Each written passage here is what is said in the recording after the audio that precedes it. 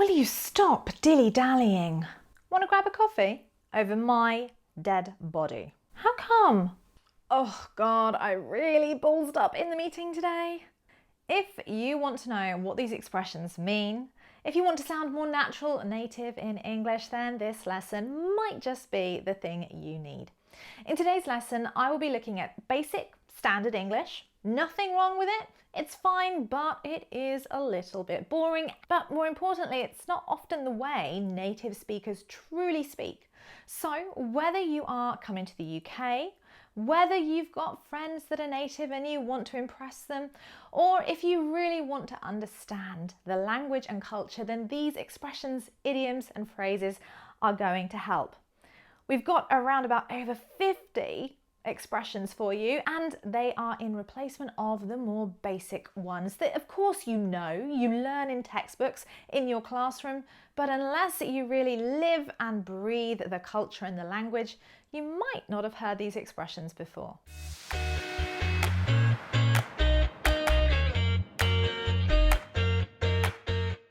Don't forget, before we get started, do make sure you follow us on Instagram, Facebook and TikTok.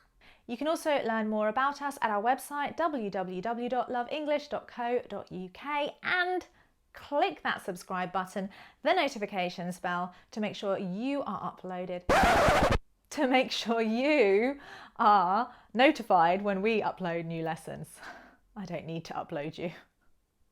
Okay, let's get on with the lesson. Right, number one, no. Ways to say no. Importantly, politely, you want to say, I'm afraid not, I'm afraid I can't. This is much more softer in saying no. I'm afraid I can't make the party.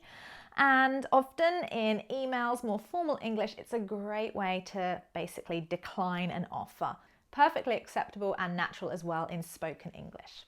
We also have the idiom over my dead body. When you're saying no, often to perhaps a request or an expectation, someone wants you to do something. Over my dead body, am I going to call him? No, I'm not. Idiomatic, of course. So we're not actually saying I have to be dead before I do that, but we're saying absolutely not. It's a big no from me. And of course, if you want to be a little bit more polite, you might just say, oh, it's not really my thing. If someone's inviting you to go ice skating, that's a nice offer, but it's not really my thing, I'm afraid. See, you can add I'm afraid there too. It's not really my thing. Basically, no, I don't want to do it. And number two, yes. Of course, there are many more ways that you can say yes to something. You could say yeah, first of all, but you could also say, I would jump at the chance. So when someone gives you an opportunity, would you like to come to Winter Wonderland with me? Wow, I would jump at the chance to do that, meaning I'd love to, I really want to. Often we'd say I'd jump at the chance, I would, and it's a little bit more hypothetical. So it might be if I had the opportunity, I would say yes.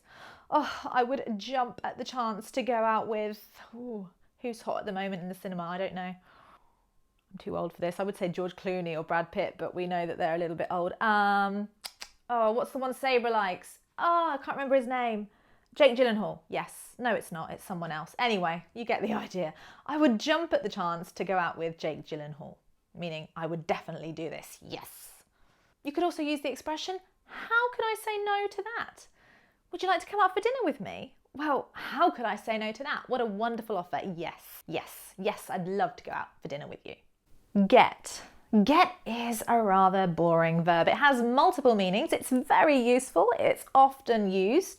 However, often when it comes to getting in terms of obtaining, like, would you like to get a coffee? We might say grab. Grab is often used when we talk about grasping something, grab.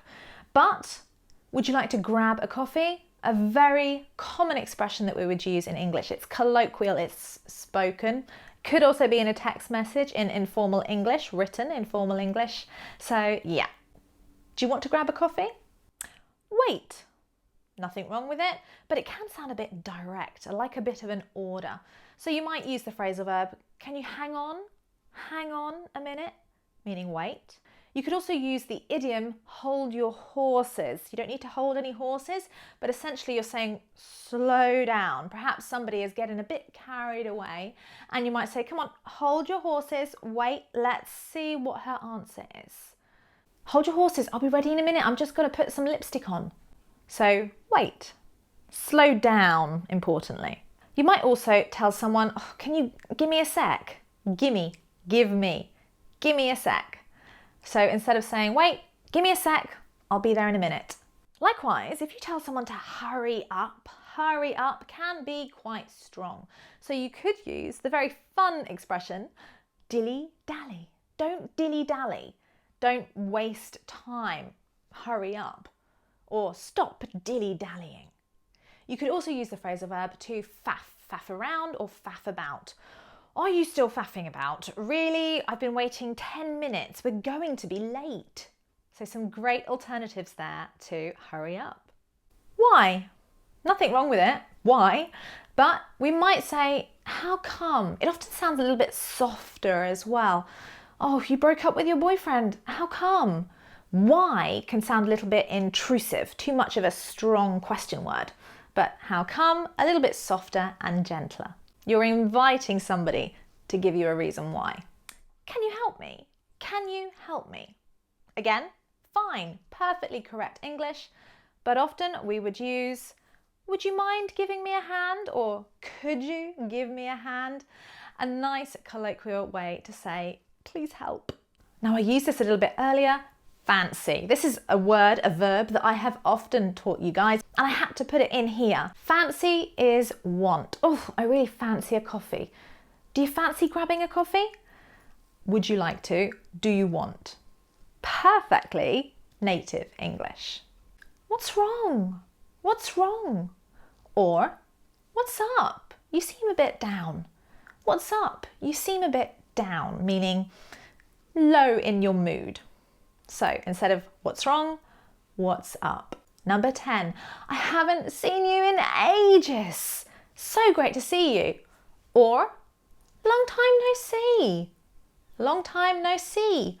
How are things going? Long time no see. I haven't seen you in ages. Oh, I said the wrong thing. I really put my foot in it. I really put my foot in it. A great idiomatic expression when you say something really stupid. Oh, I asked when the baby was due. I really put my foot in it because she's not pregnant at all. She's just put on a bit of weight. Number 12, to make a mistake, you can say that you messed up. A little bit ruder, ballsed up. Ruder than that, screwed up. Or worst of all, cocked up. Oh my goodness, I cocked up the dinner. It really is a disaster. It tastes like feet. So when you make a mistake, be careful. Cocked up, ballsed up, and even screwed up do sound a little bit vulgar in a sense. So try to use them mainly with friends, not in a situation that might be more formal. You could just use messed up. I don't know. I don't know the answer. I haven't got the foggiest. I haven't got a clue. Or, beats me, do you know where Sarah is? Sorry, I haven't got the foggiest. Beats me. You have to decide. You have to decide. Or, you need to make up your mind. You have to make up your mind. You have to make up your mind. Do you want to be with him or not? If not, just break up with him. I really don't mind. I really don't mind. Now be careful. Do not use I don't care. This is actually very dismissive, that you're not interested. You don't give a crap, really. Excuse my English. So don't say I don't care. You can say I'm easy. I'm easy. Do you want Chinese takeaway or perhaps Indian? I'm easy. Not bothered, really. I'm not fussed. I'm not fussed. I'm not bothered. Or I'm easy, meaning whichever. I'm quite relaxed about either choice. I don't understand. I really don't understand. Or better, more natural and native, I don't get it. I don't get it. I don't get it. I took the exam, but I've got this essay question, but I really don't get it. Help. Could you give me a hand? I understand. There's that verb again, get. I get it. I get it. I get you. Meaning I understand your situation. Or even fair enough. If someone has an explanation, for example, I can't come to the party tonight because I can't get a babysitter, you might say, I understand, or fair enough, meaning your explanation is understandable. I get it. I empathise. I understand you. I'm listening to you, meaning I'm ready to hear whatever problems you've got and hopefully help. You could use I'm all ears. Now, you're obviously not all ears because usually we have just two, but if you say I'm all ears, you are listening attentively. I'll pay the bill. I'll pay the bill. Or it's on me. It's on me. Come on, dinner is on me tonight. Let me get this. Let me get this. My shout. Come on, you treated me last time. It's my shout. I'm paying. I don't have any money. I don't have any money. Oh my goodness, I am skint. Broke. Even you could say brassic. These are all quite informal slang expressions. You could also use hard up. I'm a bit hard up this month. I need to make sure I save better next month. That's expensive. Now, if you think something is too expensive and not value for money, you could use rip-off. It was a complete rip-off. The concert was rubbish. Or you could use it cost an arm and a leg. It cost an arm and a leg. It was so expensive. I'll keep your secret. Or mum's the word. Mum's the word. Don't worry, I won't tell him the Christmas present you bought him. Mum's the word. I fell asleep. I fell asleep on the train. Or I nodded off, or I dozed off. This implies that you fell asleep for a shorter period of time, unintentionally. I nodded off. I dozed off on the train on the way home and missed my stop. I'll call you later. I'll call you later. Or, more native, I'll give you a bell. I'll give you a bell tonight and we can work out the plans for tomorrow. It's not difficult, or it's really not rocket science. You just need to follow the recipe. It's not rocket science. That was easy. That was easy. Or that was a piece of cake.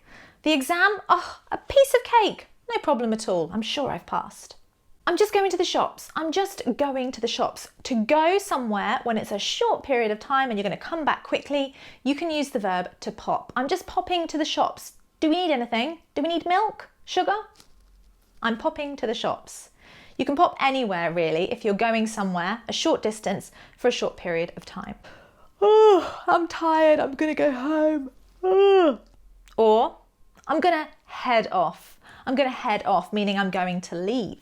You can say I'm going to head home or head off. You could also say I'm going to take off. You're not an aeroplane, obviously, but it's essentially saying, look, I'm really tired now. I'm going to take off if you don't mind. I'm going to leave. Or even I'm going to hit the road. I'm going to hit the road. You're not hitting the road. You're obviously referring to getting in your car and driving away. And finally, are you serious? Are you serious? Now, in American English, you often hear them use, are you for real? Are you for real? Are you serious? Or commonly, I would more likely use, are you kidding me? Are you kidding me? To kid is to joke. So you can see the comparison. Are you kidding me? Are you serious? Or the idiom, are you pulling my leg? Oh, stop pulling my leg. If you think someone's pulling your leg, they're not literally pulling your leg. You think that they're joking, that they're not actually being serious with something they've told you. You lost your job. Are you pulling my leg? Seriously? Wow, I am so sorry to hear that. And there we have it, some really useful expressions, phrases and idioms for you that you can use in daily English, daily life, regularly. Expressions that you will hear natives use. Do try and comment below and use some of those expressions in an example. And of course, don't forget, you can always share some of your favourite native expressions and idioms with everybody else. Comment below and let me know. Thank you so much for watching. I look forward to seeing you very soon with more grammar, idioms, advanced English to help you sound more native and boost your language level. Take care. Bye.